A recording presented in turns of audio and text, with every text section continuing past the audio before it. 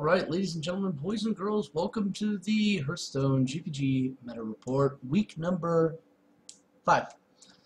Alright, so, seeing a lot of new developments. We've been actually noticing a lot more innovation in deck designs, so to speak. We've seen some stuff coming back from the past, making a reappearance, and actually doing quite well. So, let's start this off with Druid. Alright, so, Druid. Typically, one of the strongest decks for a Druid is a ramp Druid. Now, how ramp works is you get wild growths and innervates in your opening hand, and come turn 2, you start playing wild growths, you innervate out a big-ass minion to basically give you early board control, and control whatever they're going to do, which will allow you to build up your board very nicely. This week, the deck we chose actually doesn't run your typical build because, well, we've all seen the typical build. So instead we picked one that actually used Foe Reaper 4000. Now, I actually got a chance to play this deck. It was quite amazing. I was so surprised at how well the Foe Reaper 4000 worked, especially against Handlock. So, oh, you have a Taunt out and you have a Giant. Alright. And, I mean, just a simple Savage Roar plus the Foe Reaper ended up just wrecking everything he had. I mean, I got insane value out of the Foe Reaper. And it pretty much bought me some turns. So, let's talk about the mulligans here. As I stated before, Wild Growth, Innervate, really huge and almost mandatory for pretty much any class you're playing. Shade of Naxxramas arguably should be there, but it depends on what you're facing against. If you're pretty sure you're facing up against an aggro-based deck, you know, with Undertakers and things of that nature, well, then Wrath takes a priority over Shade of Naxxramas. Swipe is also really important, especially against Warlocks that are running Implosion. Alright, so keep that in mind. But long as you're able to hit your ramp, your life is going to be a lot easier. Now, if you don't hit your ramp, and this will happen quite a bit, alright, you do have some options here with the Ancient of Lore. Alright, this will allow you card draw, but in the case of against aggro and you did not hit your ramp, you're probably going to have to heal back if you haven't gotten a good, you know, Druid of the Claw out or a Sludge Belcher. So you may actually have to go the route of healing just to sustain and kind of, you know, buffer out and then take control of the board. Once you've done that, then it's just as simple as Force of Nature, Savage Roar, have a nice day. Now, this deck also runs a few other big minions, Dr. Boom. Why? Because Dr. Boom is amazing, and because in many ways it acts like a cheaper Scenarios with a little bit more impactful effect, thank you to RNG. However, it's still a victim of Big Game Hunter, which this deck also runs. Also has Ragnaros the Fire Lord. Why? Because, you know, 8 damage, and there's really taunts won't stop it is fucking amazing. Sylvanas, because taking your opponent's shit is fun. Loetheth, because in the mirror match, you really don't want them to pull off their combo before you pull off your combo. Alright, so that's pretty much this deck here for week number 5. So we're going to move on to the next class, which is Hunter. Yes, Hunter. Okay, so we've seen Hunters been changing around a lot, mostly because they're getting the living crap knocked out of them. Thank you, Handlock. Thank you, Paladins. Thank you, anybody who just wants to run so much heal that it's almost impossible for an aggro class to even compete anymore. Not that I'm complaining, I think it's about damn time. Alright, so what Hunters have done to kind of counter this is they've dropped some of their typical aggro stuff, i.e. explosive traps, and their tempo related stuff, i.e. freezing trap. And they've even dropped an Eaglehorn Bow, as you see in this build. So what they've done instead is they keep the typical early aggression here. They've added in a Houndmaster, they've added in Sea Giants, and they've added in Defender of Argus because they need more defensive options. Now, because of that, Snake Trap actually makes sense when you look at Defender of Argus. They're going to have to trade into something. Alright, and if you've got 2 taunts up there, they're going to have to trade into it, which means the Snake Trap's going to go off, which means you're probably going to have a really good board for the Sea Giant to come down early. Now, typically, Sea Giant in the metas that we're seeing now, will not even get a chance to attack. I hate telling people this. It will not get a chance to attack because almost everybody's running Big Game Hunter. Because why? Dr. Boom! I knew that was going to happen too. So, Sea Giant most likely is going to be the target of a Big Game Hunter, but hey, that's cool because then Dr. Boom is a little bit more free, though we've been seeing a lot of people not giving two craps about Dr. Boom, so then the deck has to rely a lot on its minions here. And if you notice, because of the removal of some of the secrets, it's actually gotten a little bit less powerful. But the return of Hunter's Mark, I am actually so happy to see this come back because it was always a great removal tool, especially when you consider Unleash the Hounds. Alright, so, and still, we've noticed another trend. They've actually lessened up on their 1-drops. So, this deck is not designed to basically flood the early game and just smack the crap out of it. It's meant to be more progressive because there is no card draw engine in this, and if you do that without a card draw, you're kind of screwed. Alright. Moving on to Mage. Yes, Mage. Mech Mage. Yes, we love Mech Mage because freeze is annoying. Alright, so Mech Mage. If you're unfamiliar with Mech Mage, let me explain this. The basic premise of Mech Mage is lay down a bunch of little minions, mostly mechs, that synergize well with each other, most notably because of Mech Warper, and to get the rest of them out cheaper. Now, there are other minions that synergize well with mechs, i.e. Cogmaster, i.e. Tinkertown Technician. This is a really cool thing. Now, a lot of these will also give you spare parts. Spare parts are important. Now, this deck is only running one Tinkertown Technician, which is a little strange, but has actually decided to double up on the Mechanical Yetis. And my personal opinion is I would rather have the Tinkertown Technicians, one, because you get it out early, and two, you're not giving your opponent a card. Even though it's a spare part, that can backfire on you so many ways. But the deck is also running 2 Unstable Portals, which can provide some massive hilarity in the Ben Brode effect of RNG. Yes, because nothing says fair like getting Ragnaros out for 5 mana. Anywho, so, now a couple things you need to understand when playing this deck. One, if you're playing up against a class that has the ability of getting an early weapon out, you never play the Mech Warper. And here's why. You play the Mech Warper. First thing, well, okay, let's say it's a warrior. Fiery War Axe, boom. Your Mech Warper's gone. You've got no value out of it. Now, ideally, the better play to be would actually be the Snow Chugger. Warriors hate the Snow Chugger. You play the Snow Chugger down on turn 2. Alright? So the Warrior's now going to have to attack that with his Fiery War Axe, boom. Now he's frozen. You're going into your turn 3. This means you can play Mech Warper and a Noyotron, and oh, look at that, your Mech Warper is slightly protected for a turn. That is important. Alright, so the deck is very straightforward, very simple. Bash your opponent with a lot of great synergies. Goblin Blast Mage to, like, acts as almost a pseudo Flame Strike to some degree. I'm not a huge fan of this variant. It does work, alright, it will get you to Legend, but I would much prefer having the security of the Flame Strike. Personally, that's me, but okay. All in all, the deck's cool. All the spare parts you get, hold on to them unless it's absolutely essential. You use it right then and there in order to affect some great board change. Alright, and the reason I say that is because Archmage Antonites. This guy wins games on his own. You get him down, you play some spare parts. If one of them is a stealth, GG, you win. Because you're just going to keep cycling that fireball over and over and over and over again.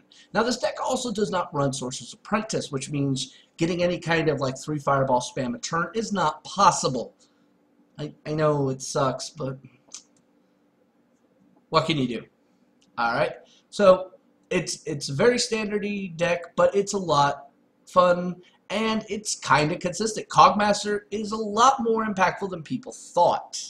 Alright, and it's a great turn 1 play. Either that or Mana Worm. However, the downside with Mana Worm is, unless you're playing the coin immediately after it and a Clockwork Gnome, your value drops significantly.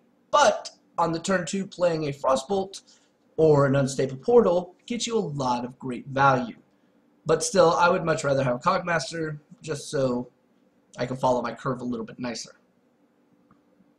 All right. Paladin. Yes, Paladin. All right. So we've seen Paladin returning more to their control roots. And by control roots, I mean a whole bunch of one-ofs in the deck. Yes, Paladin is actually one of the only classes that can get away with this other than Warrior. So, as you can tell, this deck is extremely expensive. I mean, we got Captain Greenskin. Why? Because we have effectively 3 weapons in this deck. Though, if you count the Muster for Battle weapon, even more. Which, at that point, Captain Greenskin actually makes a lot of sense once you have Muster for Battle. It's like, oh, yeah, it's a 1/4. What kind of crap is this? Oh, look, it's better! Who doesn't like that? Alright, so you got Dr. Boom in there because, well, it's Dr. Boom, Harrison Jones, because Warriors exist. Lots of cool things here. What I like about this deck is it's got an early game to some degree. I mean, Zombie Chow to shielded mini-bots, plus your hero power, gives you some early game. It also has anti-mage and anti-hunter abilities built into it with the Kazan Mystic. Knife Jugglers are there because, hey, you're spitting out tokens anyway, might as well take advantage of that. So, ideally, your opening hand, you want a Zombie Chow, a Piloted Shredder, and probably a Knife Juggler just for your early game. Alright? That'll pretty much set the pace for a lot of things. Now, if things go wrong, you have Lay on Hands. And Equality is actually in this deck, and I'm glad to see it come back. I don't know what kind of insanity people were playing, Equality-less Paladins. It made absolutely no sense. And only 1 Consecration. This one I find a little bit perturbing. So rather than having, pretty steady cards that have been quite impactful and proven track record, they've decided to cut 2 of these just to put in 2 more minions. Now, I'm not entirely sure how I feel about that, but time will tell. And because, you've got a lot of stuff here with death rattles and effects and all that, Kel'Thuzad makes a lot of sense, alright? You could get some really good board. The only downside here is, other than Tyrion, there really is not a single taunt minion, with the exception of the Defender of Argus to give taunts, which, by the way, works really good on the following turn after a Muster for Battle Quartermaster play. Yes, it's really fucking annoying. So, keep that in mind. Alright, moving on to the next we've got is Priest. Yes, Death Rattle Priest. Yes, it has come back. Why? Because it's a damn good deck. A lot of people experimented around with GvG for Priest, and yeah, there's a lot of really cool synergies, a lot of cool things there, but you know what? Death Rattle works just as well. And Zadalot, who gave us our original GvG Death Rattle, or actually the original Death Rattle-y stuff back in the day, has come back, updated that deck to include some GvG. And by include, I mean, like, added Velen's Chosen and Dr. Boom and Vol'jin. That's it. So, they're also sacrificing a Cabal Shadow Priest, which I'm not sure I agree on this, but I have been noticing that the amount of viable targets for the Cabal Shadow Priest has dwindled quite a bit since GvG, because there's better cards in those slots that aren't so low value. So, yeah, Cabal Shadow Priest kind of got a little, yeah.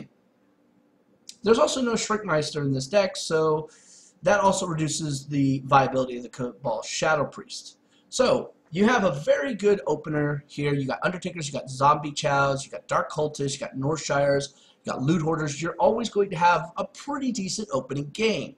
Alright?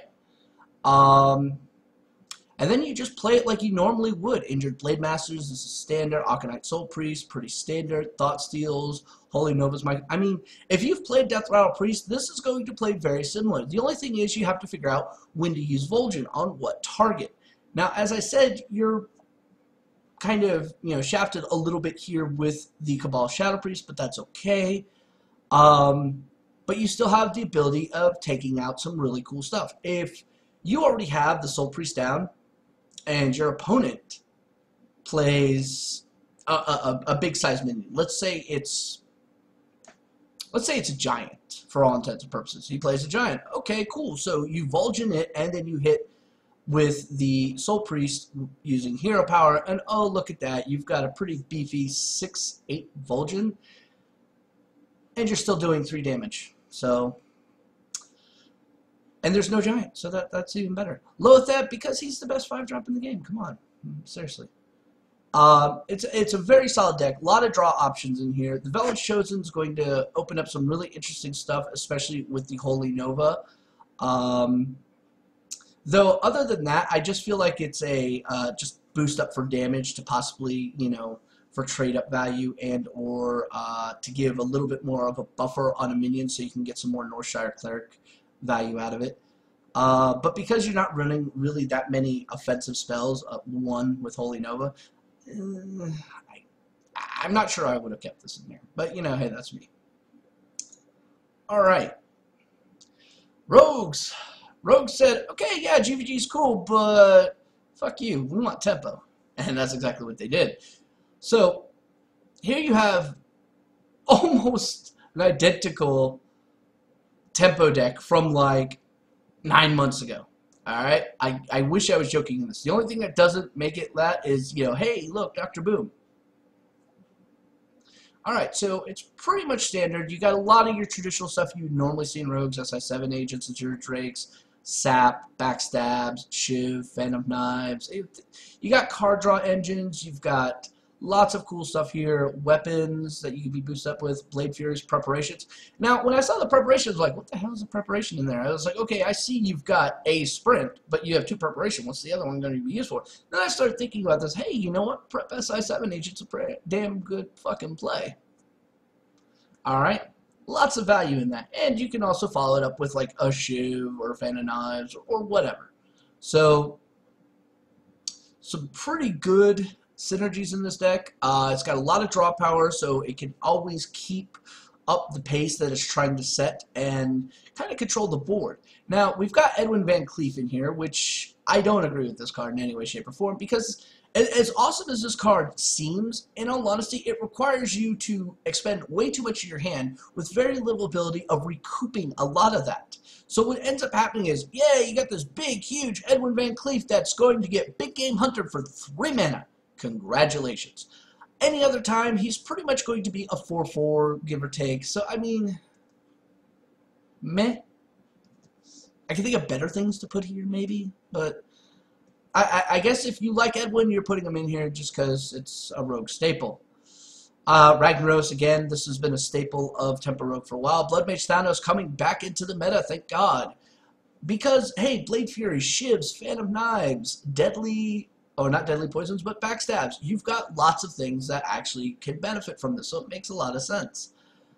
So yeah, that is that. And, oh, look at that, Violet Teacher's here, just so you could have board presence. This will backfire a lot of times because of Sea Giant, so be wary. And, of course, they're only running Earthen Rings because, you know, ain't nobody got 5 mana for fucking Antique Killbot, apparently. Alright. So, Shaman. This deck is almost exactly like the deck from last week. I wish I was joking on this. It's almost exactly like the deck from last week. I had to check. It's not, but it's close enough. Alright, so it's a very standardized deck. Alakir, the Wind Lord, is a win condition. Dr. Boom, win condition. Neptulon, another win condition. So you have 3 different win conditions you can kind of bank on. Still no Bloodlust, which I find a little perplexing. Early game is pretty much going to be centered around Zombie Chow, Haunted Creepers, and Totems. Harvest Golem might make an appearance. Manatide might make an appearance. Feral Spirits is a defensive option. To me, I'm wondering exactly how this person got to Legend with this deck, because I find it a little too inconsistent in its early game and its mid game to actually be viable. But hey, you know, I've seen stranger things work. What really perplexes me here is the absolute disdain for removal spells. Crackle has now become a one-off. Lightning Bolt has pretty much gone away. So yeah, this deck is definitely saying is like, I am going to win via Alakir on so many different levels, but I'm wondering exactly how viable it is, because the lack of these removal options puts a really huge kind of strain against, you know, decks that are just putting out minions after minions after minions. So like Mech Mage's deck would appear to give you a lot of problems, but oh wait, let's not forget Shamans have Lightning Storm. And this deck is running Azure Drakes, and they have the Mana Totem. So those are going to take on a huge role of carrying this deck to get to its mid and end game. Alright? So it is vitally important you do not let a Mana Totem exist. You do not let Azure Drake exist. Alright? This deck has 3 hard removal options. Big Game Hunter for big things that, you know, Hex would kind of be a waste on. And of course 2 hexes. So play your big guys cautiously. Try to draw them out with other things. And of course, you know, they've got Flame Tongue Totem for trade up value with their totems. So they're always going to get some value there. Playing against this deck, like I said, kill all mana or spell power boosters and basically control the board. Don't let them get anything up there. Feral Spirits is going to be a little bit of a problem, but most Shamans are not running Bloodlust, so don't worry so much about that. Alright, moving on to the next one, Warlock. Yes, I am actually happy to present Warlock for once, even though I think they've become one of the most cheesiest, overplayed classes, but alright. So, we've seen Zoo go through its modifications. We've seen Henlock become, well, basically a bunch of pussies using double antique heal bots because, yes, hunters are annoying. But now we see a third deck emerging, and it's a mid-range deck. I'm actually kind of shocked. I have not really seen a mid-range Warlock since Alpha. Early days CBT, maybe, but like Alpha. So, okay. Cool. This deck takes a lot of mechanics from Zoo. A huge amount, as you can tell. I mean, you got Voidwalkers, you've got Haunted Creepers, you've got Abusive Sergeants, Direwolf Alphas, Harvest Golems. These are all things you would normally see in Zoo. But it's got a metric fuck ton of removal options here. I mean, Hellfire, Dark Bombs. Powerwhelming is not a removal option unless you combine it with Shadow Flame, which, by the way, is a viable thing to get rid of big-ass giants. Alright, Siphon Soul, because, you know, giants exist. Ragnaros exists. Implosion, because, hey, having more minions and dealing damage to something is amazing. Alright, so, arguably, your opening hand's going to want to consist a lot of your low drop stuff here. So we're talking Voidwalker, we're talking Direwolf Alpha, even an Abusive Sergeant's not a bad deal. Harvest Golem's also a good one. Haunted Creepers is a good one. Knife Juggler, also good. What this will basically do is tell your opponent, oh, this is a Zoo deck. Dark Bomb is also acceptable. It really is. Alright? This will make them think it's Zoo. And then when you start dropping Sludge Belcher, and when you start, you know, getting to a point where, oh, look at that, you're now using a Shadow Flame. Oh, look, Dr. Boom came out. Oh, look, Sylvanas came out. Your opponent's going to go, whoa, whoa, whoa, whoa, whoa, whoa, whoa. This ain't Zoo. And interestingly enough, a lot of people, when they're facing off against what they perceive to be Zoo, hold on to like some really strong removal option for the Doomguard. As you notice, there is no Doomguard. So you can kind of play a little bit safe because of that. You know, your stuff is going to get not as molested as it normally would because they're holding it back for the Doomguard. But once they realize there's no Doomguard, that's going to change pretty quickly. So you got to push that initiative as much as you possibly can. Always keep them on the back foot. But like I said, get down your early game drops and just keep building off of it. Use your hero power to get more cards and to continue your aggression and just hammer the point home. And if need be, Powerwhelming is a great way to boost up for a victory. Alright, and the last deck we are going to cover, yes, is Warrior. And matter of fact, it's a different type of Warrior. It's not Control. Yeah, I know. I'm a little shocked myself. Alright, so it's a weapon aggro deck. This is not an original deck in any way, shape, or form. We've seen Arms Warrior before, left and right. We've seen Reynad play that. We've seen insert streamer name here. It's done marginally okay in tournaments. Apparently, it's also made it to Legendary this season. Alright, so let's take a look at this deck. Alright, Gorehowl, Arcanite Reapers, Ogre, Warmaul, Fiery War Axe, Deathbite. 8 fucking weapons. Why? Because weapons hurt. The idea behind this deck is literally punish your opponent as much as you can, as quick as you can, deal 18 damage to him, and just keep trying to push through with your minions. But eventually your opponents are going to start putting up walls. This is why you have Ironbeak Owls. Eventually they're going to heal back. This is why you have a fuck ton of weapons. This is why you have South Sea Deckhands, Kor'kron Elites, Loathebs, Frothing Berserkers, Captain Greenskins. Alright? They will get this. Now, this deck also runs Heroic Strike, which basically makes your weapon hit like a freight train. It's awesome. It also runs Mortal Strike. Now, remember when I said they only need to do 18 damage to you? Yes, that's because if they have 2 Mortal Strikes, come turn 8, you're dead. And I've seen a lot of this deck play. I've seen a lot of people do that exact thing. Apparently, they took notes when they played against Hunters. So, yeah, the only downside to this deck is it has no card draw.